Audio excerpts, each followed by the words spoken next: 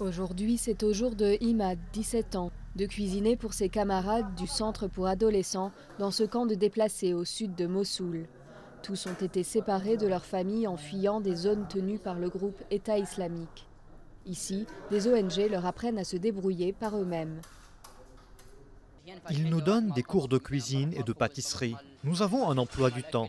Chaque jour, 2 personnes s'occupent de la nourriture. Aujourd'hui, c'est à moi de cuisiner. Pendant mon temps libre, je travaille et j'apprends plein d'autres choses. Selon les Nations Unies, plus d'1 millier d'enfants de moins de 18 ans ont été séparés de leurs parents par les combats à Mossoul. Beaucoup ont dû abandonner l'école. Ici, ils prennent des cours d'anglais et d'informatique pour rattraper leur retard. Les enseignants nous traitent bien. Ici, c'est comme ma maison maintenant. Les jeunes réapprennent aussi des principes de base, comme le fait que la musique n'est pas interdite par la religion. Selon le coordinateur du centre, ils sont souvent victimes de sérieux traumatismes.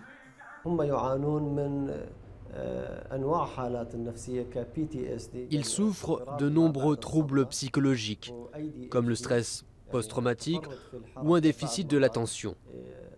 Des enfants de 8, 9, 10 ans souffrent de déficit de l'attention et malheureusement, la plupart ont des troubles du sommeil.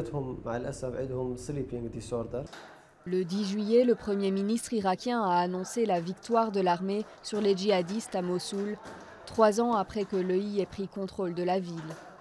Mais les civils ont encore un long combat à mener contre les séquelles de la guerre.